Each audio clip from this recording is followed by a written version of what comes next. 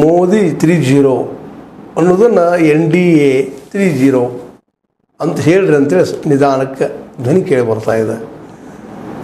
ಈ ಸಂದರ್ಭದಲ್ಲೇ ವಿಶೇಷವಾಗಿ ಈ ಪೋರ್ಟ್ಫೋಲಿಯೋಸ್ ನಿಮ್ಗೆ ಗೊತ್ತದ ಖಾತೆಗಳನ್ನು ಹಂಚುವಲ್ಲೇ ಮತ್ತೊಮ್ಮೆ ಏನಾದರೂ ಮೋದಿಯವರು ಎಡವಿದ್ರ, ಯಾಕೆಂದರೆ ಈ ಒಂದು ವಿಶ್ವಾಸ ತೆಗೆದುಕೊಳ್ಳುವಂಥ ಸಂದರ್ಭ ಇದು.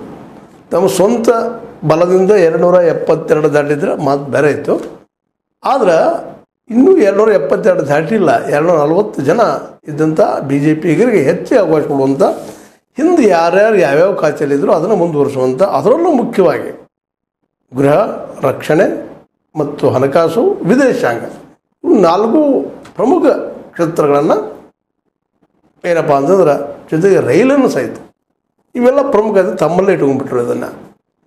ಹೀಗಾಗಿ ವಿಶೇಷವಾಗಿ ಏನಪ್ಪ ಅಂತಂದ್ರೆ ಈ ಅವ್ರ ಮಿತ್ರರು, ಯಾಕಂದ್ರೆ ಇವತ್ತು ಈ ಒಂದು NDA ಸರ್ಕಾರ ಅಂದರೆ ಏನಪ್ಪ ಅಂದ್ರೆ ಮೋದಿಯವರ ಕುಂಟಗಾಲಿನ ಸರ್ಕಾರ. ಯಾಕಂದರೆ ಮೋದಿಯವರು ಹಿಂದಿನಷ್ಟ ಇವತ್ತು ತಮ್ಮ ಏನಪ್ಪ ಅಂದ್ರೆ ಸೀಟನ್ನು ಪಡೆದಿಲ್ಲ ಅನ್ನೋದು ನಿಮಗೆ ಗೊತ್ತದ. ಹೀಗಾಗಿ ಮಿತ್ರ ಪಕ್ಷನ ವಿಶ್ವಾಸ ತೆಗೆದುಕೊಂಡು ಮಾಡಬೇಕಾಗಿತ್ತು, ಅದು ಮಾಡಲಿಲ್ಲ. ಯಾಕೆ ಅನ್ನುವಂಥದ್ದು.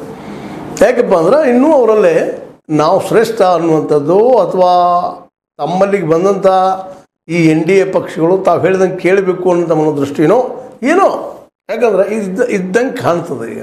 ಯಾಕಂದರೆ ಈ ಒಂದು ಸಮ್ಮಿಶ್ರ ಸರ್ಕಾರದಲ್ಲೇ ತಮ್ಮ ಜೊತೆಗಿದ್ದಂಥವ್ರು ವಿಶ್ವಾಸ ತೆಗೆದುಕೊಂಡು ಡಿಸ್ಕಷನ್ ಮಾಡಿ ಯಾವ ಸರಿ ಯಾವ ತಪ್ಪು ಅವ್ರಿಗೆ ಯಾವ್ದು ಬೇಕು ಏನು ಎಂತೂ ಮಾತಾಡಿಕೊಂಡು ಮಾಡಬೇಕಾಗಿತ್ತು. ಈಗಾಗಲೇ ನಮ್ಮ ನಿತೀಶ್ ಕುಮಾರ್ ಅವರು ನಮಗೆ ರೈಲ್ವೆ ಬೇಕು ಅಂತ ಪಟ್ಟು ಹಿಡಿದಿದ್ರು, ನಿಮಗೆ ಗೊತ್ತಿದೆ. ಕೃಷಿ ಬೇಕಂತ ಹೇಳಿದರು, ಫಿನಾನ್ಸ್ ಬೇಕಂತ ಕೇಳ್ತಾ ಇದ್ರು. ಇವರು ಮುಖ್ಯ ನಮಗೆ ಬೇಕಪ್ಪ ಅಂತೇಳಿ, ಇಲ್ಲ ಕೃಷಿ ಕೊಡ್ರಿ, ನಮಗೆ ಫಿನಾನ್ಸ್ ಕೊಡ್ರಿ, ಗೃಹ ಖಾತೆ ಕೊಡ್ರಿ ಅಂತೇಳಿ. ಇವು ಯಾವೂ ಇಲ್ಲ ಇವತ್ತು. ಇವನ್ನ ನಮ್ಮ ಇವರಂದ್ರೆ ಚಂದ್ರಬಾಬು ನಾಯ್ಡು ಅವರಂತೆ ನಮ್ಗೆ ಏನಪ್ಪ ಅಂದ್ರೆ ಸಭಾಪತಿನ ಕೊಡ್ರಿ, ಸಭಾಪತಿ ಕ್ಷೇತ್ರ ಕೊಡ್ರಿ, ಇನ್ನೇನು ನಮ್ಗೆ ಯಾವ ಕೊಡ್ರಿ ಅಂತ. ಇವರಿಬ್ಬರು ರಾಜಕೀಯದಲ್ಲೇ ಮಹಾ ಆಟಗಾರರು. ಹೇಗಪ್ಪ ಅಂತಂದ್ರೆ ಇವರು ರಾಜಕೀಯ ಜೀವನ ನಾವು ನೋಡಿದಾಗ ಇಬ್ಬರು ಹಲವು ವರ್ಷಗಳ ರಾಜಕೀಯದಲ್ಲಿ ಅನುಭವ ಪಡೆದವರಷ್ಟೇ ಅಲ್ಲ, ತಮ್ಮ ಎದುರಾಳಿಗಳನ್ನು ಮಣ್ಣು ಮುಗಿಸುವಲ್ಲಿ ಬಹಳ ಪ್ರವೀಣರು. ಅದರಲ್ಲೂ ಇಂಥ ಸಂದರ್ಭದಲ್ಲೇ ಅವರು ತಮ್ಮ ಮೇಲಾಟವನ್ನು ತೋರಿಸ್ತಾರೆ. ಇವತ್ತು ಚಂದ್ರಬಾಬು ನಾಯ್ಡು ಅವರು ವಿಶೇಷವಾಗಿ ಸಭಾಪತಿ ಪೋಸ್ಟನ್ನು ಯಾಕೆ ಕೇಳ್ತಾ ಇದ್ದಾರೆ, ಮತ್ತು ಇನ್ನುಳಿದವರು ಈ ಗೃಹ ಖಾತೆ ಅಥವಾ ಇನ್ನುಳಿದ ಖಾತೆಯನ್ನು ಯಾಕೆ ಕೇಳ್ತಾ ಇದ್ದಾರೆ, ಇದು ಭಾಳ ಮಹತ್ವದ.